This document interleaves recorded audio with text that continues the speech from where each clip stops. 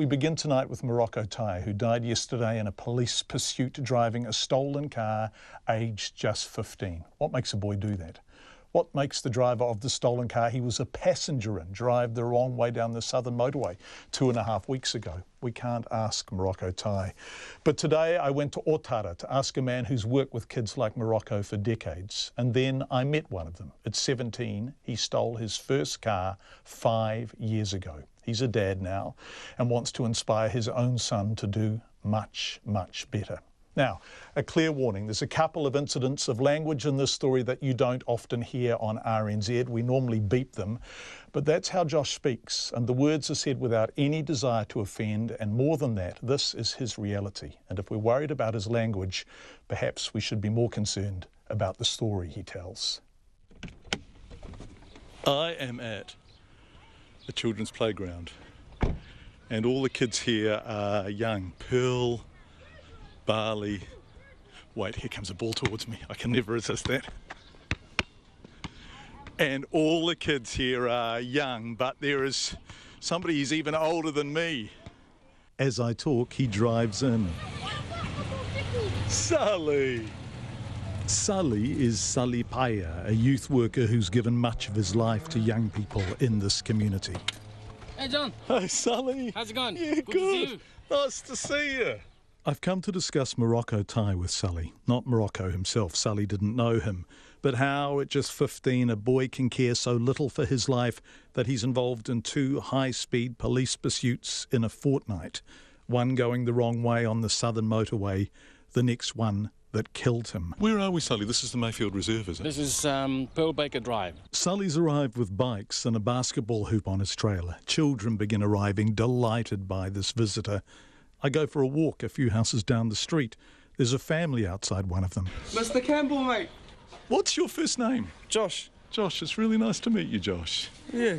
And who's this little person here? That's my son, Braxton.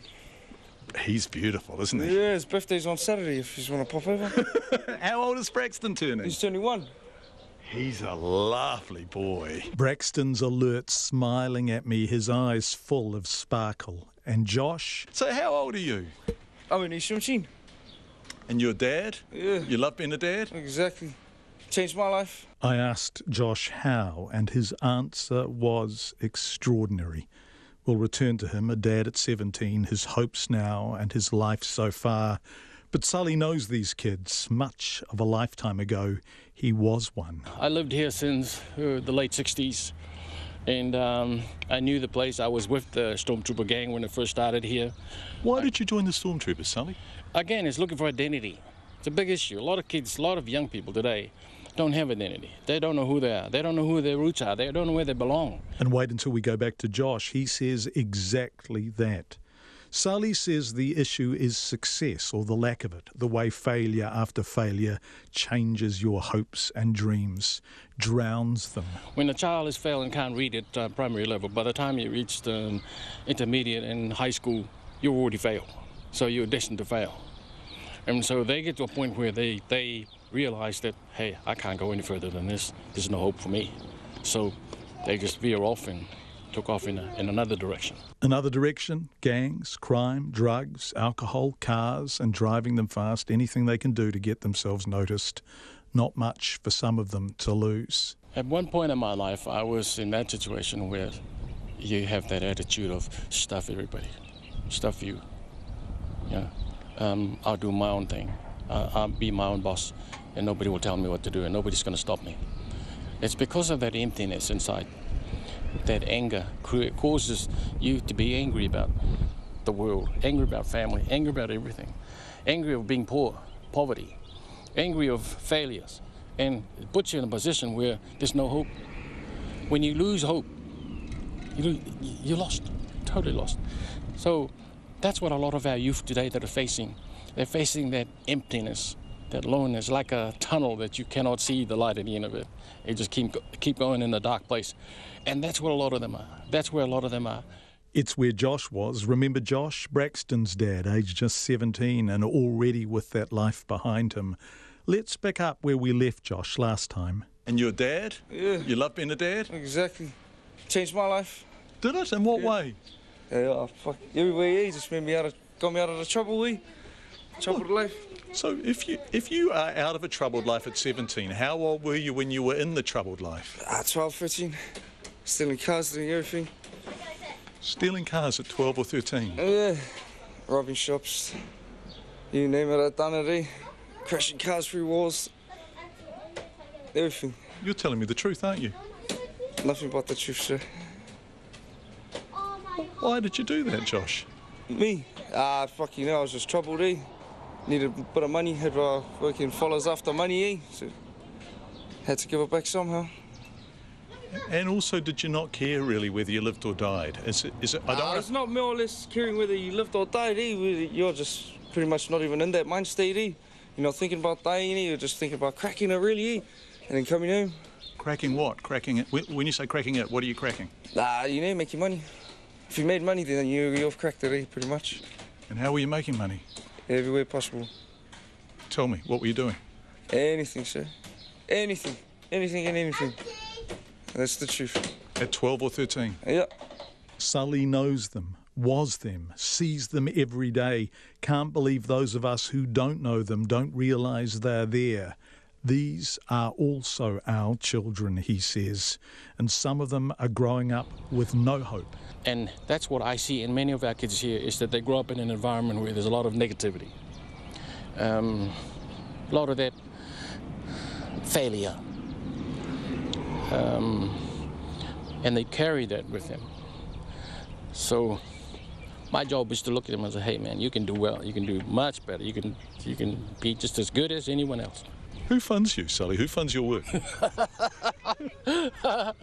Right now I'm retired and I'm not funded. I just do that for love.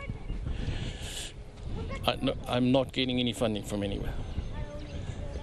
Is there enough money coming into this community to help? Zero at the moment. So Sully plays Big Brother for free. Dad, the kind of male role model who asks you about your day and cares enough to actually listen to the answer. Josh lost his dad and reckons men you can look up to are precious. Pretty much everyone around here, they ain't got a dad, then they ain't got a solid male figure in their life, then they're going to turn to the street life, And so you're a dad now, right, of Braxton? Yeah, exactly, that's why I started young. And so I'm going to be around and make sure he fucking lives the good life.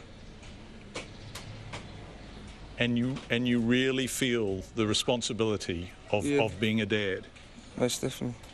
Josh says Braxton, turning 1 this weekend, isn't going to steal cars at 12 and 13. Josh has got a job, he's got ambitions, and for the first time since he was very little, he's got dreams. What changed you? My son. That was the motivation right there to change my life, so he doesn't have to see any of that shit growing up. It is shit, isn't it? Exactly. It's shit, but it is the way of life around here, Are there lots of kids your age who've lived through that stuff? Do you know lots of boys? Heaps. There's thousands. There's thousands of us. And why? What's gone wrong to make so many kids with so little to lose? What's happened? Drugs and alcohol.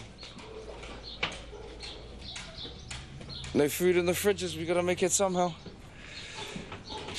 And did anyone encourage you? Did anyone tell you were a good boy growing up? Did anyone give you a sense of possibility? Did anyone tell you to aim high? Any of that kind of stuff? All our teachers hate us, because we influenced others to be bad too.